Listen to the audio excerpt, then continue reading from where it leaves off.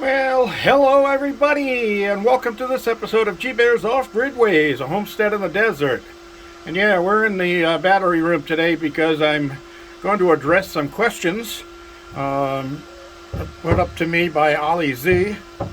And I wanted to make sure that everybody got this information.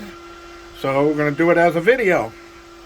Okay, first of all, he's got a small system he's putting together and a PMA. He says he's using a converted car alternator for his PMA, but he's going to buy a new one. And he wants to know the difference between 12 volt and 24 volt systems and that stuff, and how to connect the batteries and how to connect the inverters and all of that kind of stuff. So let's get along with this, and we'll address some of his questions, and everybody will get a little bit of knowledge and information from what I'm going to go through, and we'll work from there. So if you have any other questions after this video, don't forget to post them in the comments below, and I'll try to get back to you and clarify anything I wasn't totally clear about. Now, I see my Midnight Classic here right now is resting because I've got 14.1 volts. As you can see by my controllers up here, I got 14 volts in my system, so there's no watts coming in and no amps coming in because it's not needed. And I've already stored up today, and it's still only morning. I've already stored up 1.9 kilowatt hours. Now, I'm going to remind you one thing right up front here. When you're talking kilowatt hours and you're talking about amp hours in a battery bank such as mine, I use a 12 volt system. Most people prefer to go with a 24 volt system. 48 volt systems are usually for grid tie. Excuse me, the wind is blowing my papers around here. Let me anchor those. So yeah, 48 volt systems are usually using grid tie. Although you can use it for off-grid. I don't see a reason for going that way. Your components cost a little bit more and things like that. So anyway, we'll start off with batteries. Series parallel is the way I work mine. But batteries are important. Now, Ollie mentioned that he's using 12 volt batteries, but he didn't mention whether he's using 12 volt deep cycle, 12 volt lead acid, 12 volt AGMs, or whatever he's using. I don't know what kind of battery he's using. Batteries are important. Batteries store the energy, so when you're not getting any input of power, you're going to run off your battery, so you've got to have enough power in those. Now, I'm using these US 2200s, as you can see right here. It's upside down, but I'm sure you can read it. Okay, now the US 2200 is a 6 volt battery, and you can always tell batteries are 2 volts per cell. So if you got 3 caps, that's 2, 4, 6. That's a 6 volt battery. If you have 6 caps, that'll be a 12 volt battery because you got 2 times 6 is 12. Now what I did was I took my 6 volt batteries and I connected 2 of them together in series by going from positive to negative, or from positive to negative this way, with a jumper wire. Okay, now that's the same thing as when you're putting batteries in your flashlight. Okay, you got the little lumps on one side, that's your positive side, and the other side is flat. You put them all in with the lump facing the same way. So you're going positive to negative, positive to negative, positive to negative on your batteries in your flashlight. That's a series connection. That series connections increase your voltage. You add your voltage of each individual battery when you hook them in series. So by connecting the positive to the negative between 2 6 volt batteries, I have now changed it. 6 plus 6 is 12 volts. Okay, now the amps, which says right here, is 232 amp hours. Yeah, that is not increased when you hook 2 batteries in series. So the putting these two together, I went from 6 to 12 volts, but I stayed at 232 amps or amp hours between the two. Okay, that doesn't change. Oh, I get a little bit of grease on my fingers there. So parallel, when you go, this is one 12 volt battery, this would be the next 12 volt battery right here. So when you're connecting those two together, you're going positive to positive, and then on backside you go negative to negative. That would be 4 6-volt batteries connected in series parallel, series going from the positive to the negative, positive to the negative, and then when you go parallel, you're hooking positive to positive, negative to negative. Okay. Now when you go series, remember you add the voltage. So when it's 6 volts, 12 volts, 6 volts, 12 volts. So four 6-volt batteries equal to 12 volt batteries. The reason you go with the 6-volt deep cycle, very important to go with deep cycle for your sub power, as you want to call it, or your battery banks. Don't use regular car batteries. Those are okay for an experiment, but they won't hold up in the duration. Deep cycle batteries are designed to charge quickly and disperse their power slowly. Okay, now your car batteries are designed to kick out power quickly and then charge slowly. So they're the exact opposite. So regular batteries, car batteries and that don't work. Now if you're going 12 volt batteries, it works the same. Let's say this was 12 volt and this was 12 volt. You still go from positive and negative between the two. That makes the two batteries together become 24 volts if they were 12 volts each. Okay, and your amp hours on them won't be as high. Most of the 12 volt batteries I've seen, maximum like 120 amp hours on them. They're not rated very high. And the other thing that you have to know about those amps, just like when you're connecting in series parallel, you don't get the total of your amps or your amp hours. So I'm not going to get 232 plus 232 and 232 plus 232. I'm only getting 232 out of both of those together, but that doesn't mean I have 232 amp hours to use out of those two batteries, because you never lower your batteries below 50% charge. So you have to take 50% of that, which would be 116. So these two, instead of 232 amp hours, are only worth 116 amp hours. Okay? So you have to understand that part before you get into it. Now remember, battery bank is your storage. That's where you're going to run your everything that you're running is running off of that. So you want to take a nice heavy duty wire. I use this inverter, the Ames Power Global LF series. This is a great charger inverter, and I'll explain that later. But this is only 40 watt 12 volt. Okay, so, and this will put out 240 volts AC. So it's 12 volt input and 240 volts output, 2 at 120. Okay, so that's American 60 hertz, but it'll also do 50 hertz. Now, I like this charger because of low frequency series and being split phase, which means on my output side I have two outputs at 120 volts. So I can put that into a regular electrical panel for a house, like I did here, because I'm 100% off grid. Remember, I don't have telephone wires or anything like that coming into my place. I run solely off of wind and solar. So you want nice heavy wire like I've got on here, And those come from on your battery banks. Let's say this is your battery bank right here, and I'm showing 6 volt, but you can change that to 12 volt.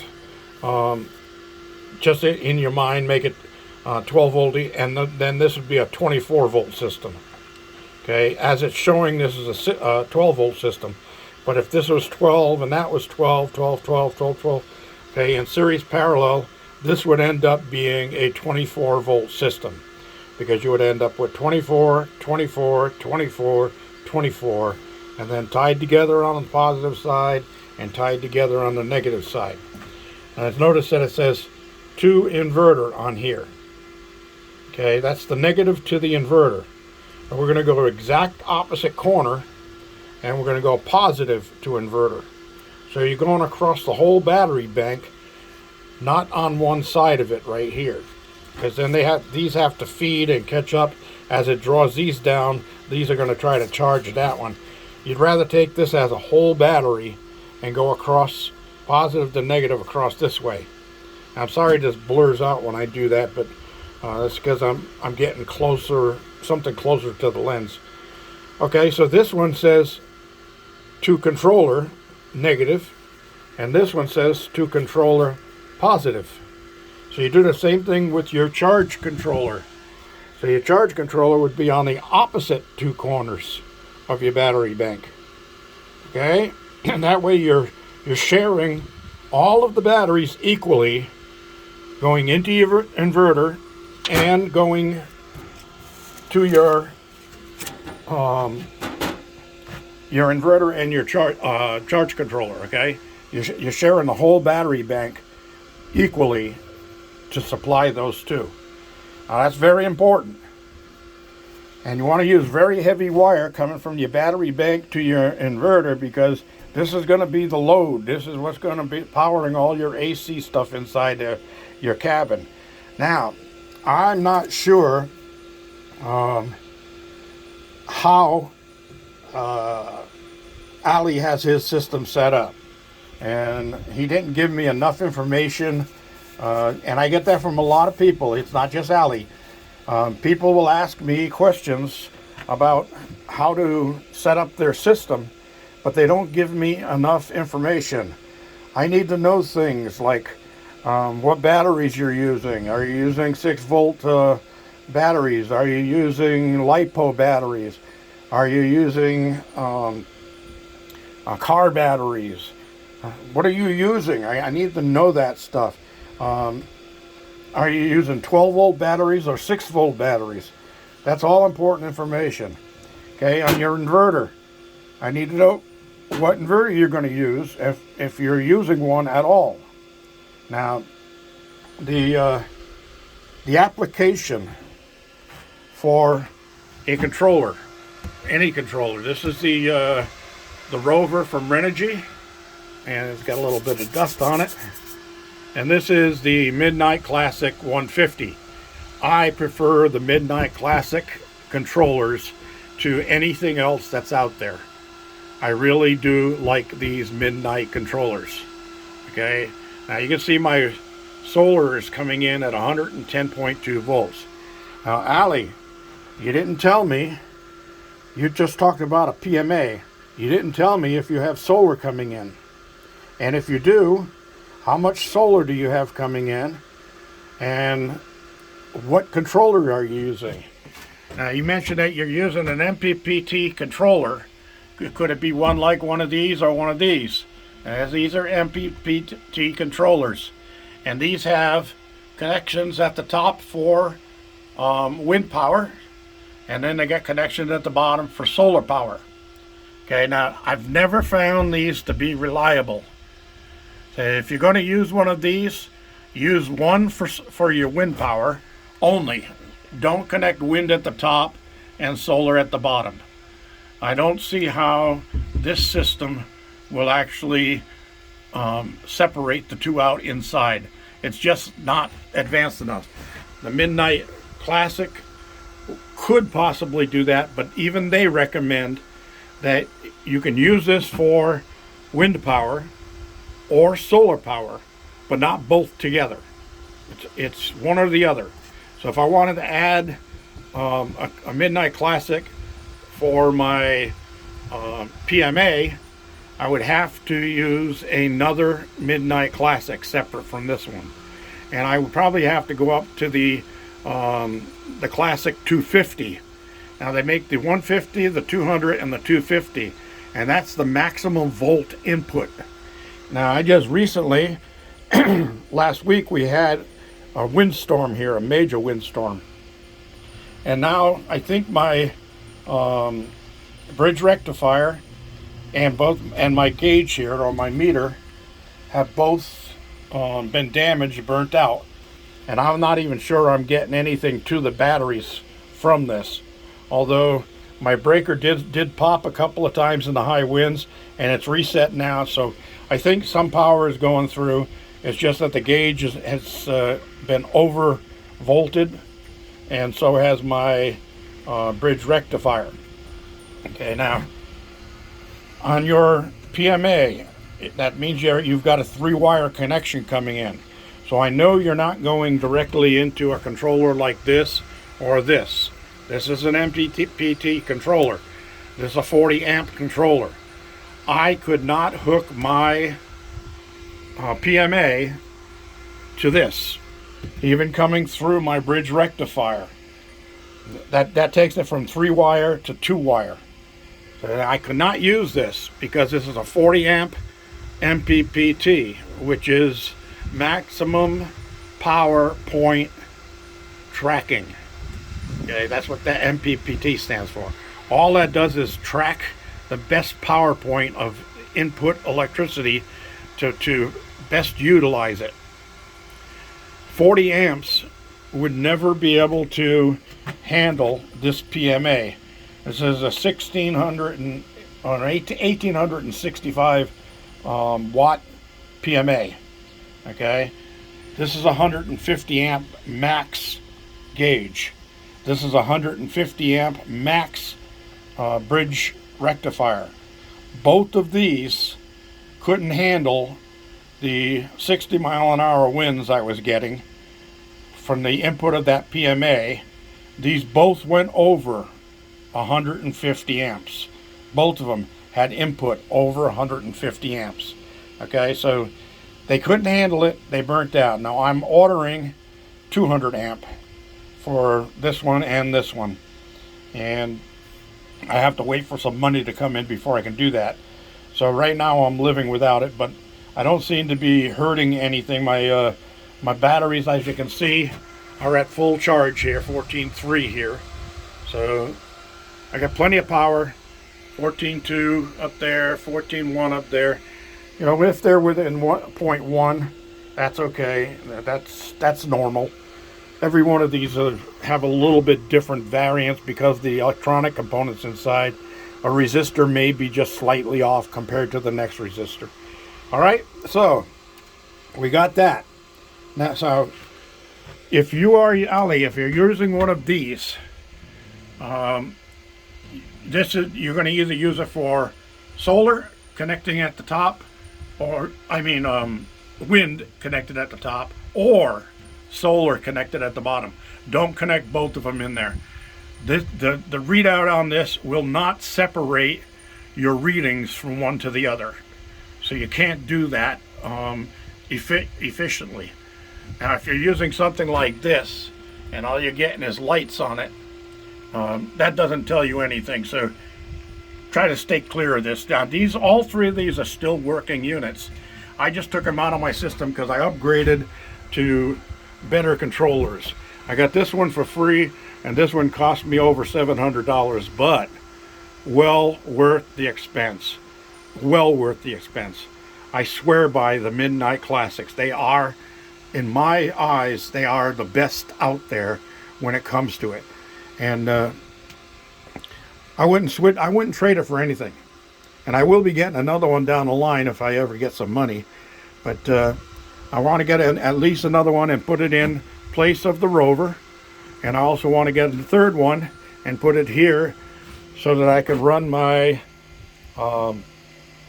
PMA off of it. So the PMA would still come in, go through a bridge rectifier, come out of 2 wires out of the bridge rectifier, and then go into the connections on the Midnight Classic to where you would normally hook up your input. Okay, like your solar input, wherever it says solar on there. And then there's some tweaking you have to do in the setup of it. Now, speaking of setups, very important. All controllers. I don't care what make, the cheap Chinese ones. I don't care what they are. The Harbor Freight ones. All controllers, you connect the battery first. So you got your battery connections right here. You connect your positive and negative of your battery first before connecting anything else to it. All right? That's very important. That tells the controller what voltage you're using. If you have a 12 volt battery bank setup, it's going to set this up to work on 12 volts. If you have a 24 volt battery setup, it'll set this up to work on 24 volts. Okay? Now most of these will say 1224 like this right here. Okay, so this is good for either 12 or 24 volts. Make sure yours says that before you hook a 24 volt system up to a 12 volt controller, because you'll have problems. All right, so on that, that being said, battery first, always. Disconnect battery last. Never connect your solar panels or disconnect your solar panels under load. That means if the sun is beating on them, don't disconnect them from your controller. The first thing you want to do is cover those. Block out the sun. Take the load off of them, and then you can disconnect your wiring. All right? If you don't do that, you're going to damage your controller or your solar panels. If you connect or disconnect your solar panels under load, they have diodes built into them that protect which way the current can flow. So you can't flow backwards at night after the sun sets into your solar panels, and they act like light bulbs and drain your batteries. So they've got diodes built right into them, and you could damage those diodes if you connect them under load. So remember that. Okay, so I'm suspecting you, Allie, you mentioned you're getting red light, green light, that kind of stuff right there, okay? You never mentioned whether you have solar connected to your system. If you think that you're going to be able to run your batteries and charge them solely with a PMA, it doesn't work that way. It really does not work that way, because your batteries will backfeed to your PMA like a motor, and that will lower your batteries. That's why your green light, which says out, would be on. You'd be putting power back from your batteries back to your PMA. So that's where your solar comes in. Your solar would keep charging the batteries if there's no wind. Without the solar coming in, you don't have any power coming in, so your batteries are backfeeding to your PMA and trying to crank it like a motor, and that's going to lower your voltage on your batteries and probably damage them down the line. Not probably, guaranteed it'll damage them down the line. All right, so that's something that you want to pay attention to. You're going to need some solar coming in. It doesn't have to be a lot. You want to put, let's say, 100-watt panel. Go to Harbor Freight, get yourself a 100-watt panel and a Harbor Freight controller.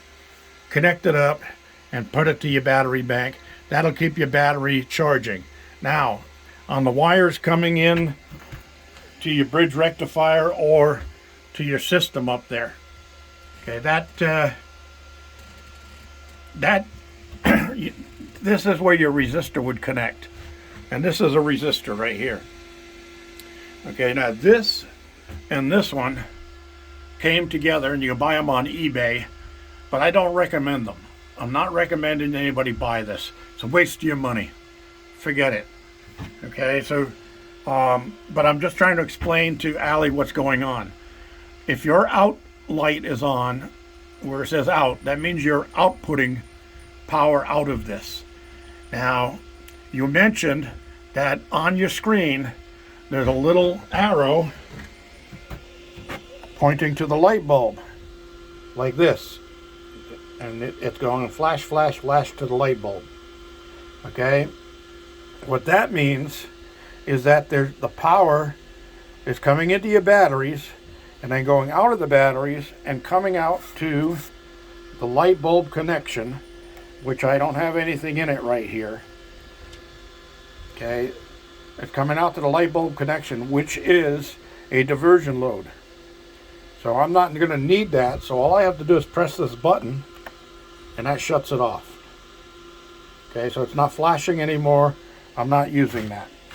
Now, on yours, that would be these connections down here where the light bulbs are. Okay, so if it's flashing, if that light is on, then it's going out through these connections. If you have nothing connected to it, it's not going anywhere, but the light's going to be on anyway because that's part of the circuit. Okay? So, let's see where we go from there. Yeah, so you really don't want to use that. Now, these two are for over output of your PMA. If you are going to connect the PMA up to this through a rectifier or not through a rectifier, these have built-in rectifiers. So you got 3-wire connection in the center, 1, 2, 3. Okay, so now if you're going to connect your PMA to this, then you got to know that your system here or your controller has built-in diodes that prevents backflow back to the PMA. If you're not sure of that, don't use it because it'll just drain your batteries when you're not paying attention through the night. Okay, I think I pretty much covered everything I needed to cover. Let's see.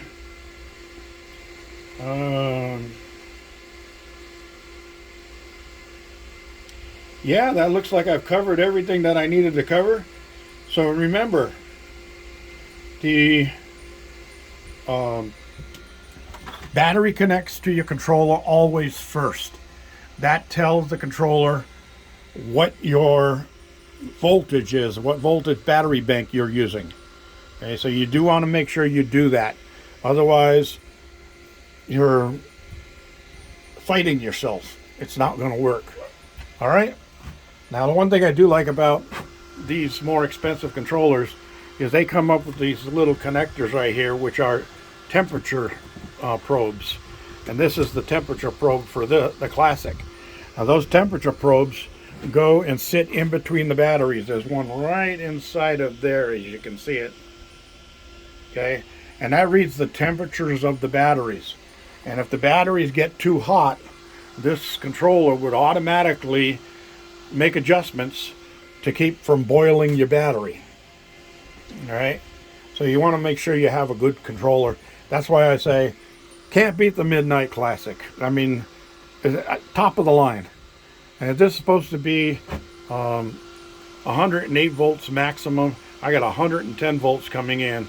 So I've got a lot of clear sunlight on my panels that run to this one.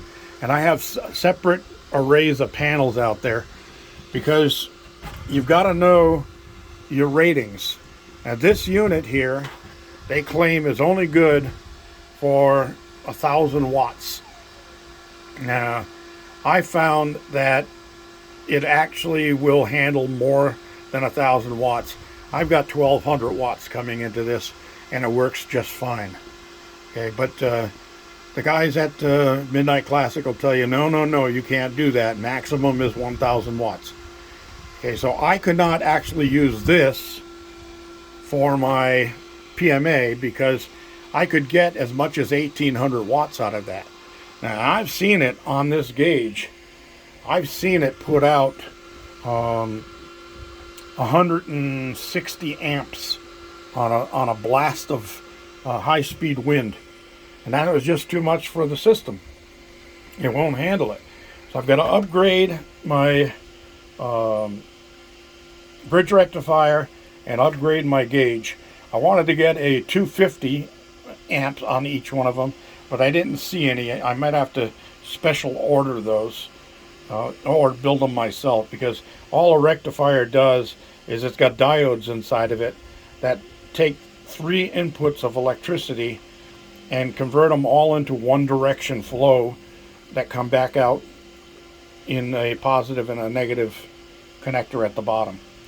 So, also, one other thing, Ali, you mentioned that you're only getting like 9 volts from your PMA. Well, first thing you want to do is check number 1 to number 2 wire. Okay, and check your voltage on that, write it down. Then check number 1 to number 3 wire. Write that voltage down. Okay, then check number 2 wire to number 3 wire. And then that's going to give you your third phase of the electricity coming in. All of those could be 9 volts each, but that's going to give you 27 volts total. That's going in through your rectifier and coming out, going to your battery bank. And 27 volts, even though it is not the best in the world for a 24 volt system, since it's higher than the 24 volts system, it will charge your batteries. If your input power is lower than your battery power, you will not charge. So if I only had 12 volts coming in across these 4 volts each, it would just barely charge my batteries. Just maybe keep them at 12 volts if they drop below 12 volts. But it's not going to put a charge in unless I get 13 plus volts coming in. All right, so you got to have higher voltage coming in to charge your batteries. I hope that explains it. Any questions and comments, leave them down below. I'll be glad to get back to you. This is G Bear reminding you, thumbs up down there. Don't forget to share and subscribe. And thank you for the donations for the pups. They have slowed down the donations. And the dogs haven't slowed down their eating. So please, if anybody out there can afford to send donations, look at my past videos about the dogs, and they'll see 3 different ways that you can send money to me. I'd appreciate it very much. This is G Bear signing off.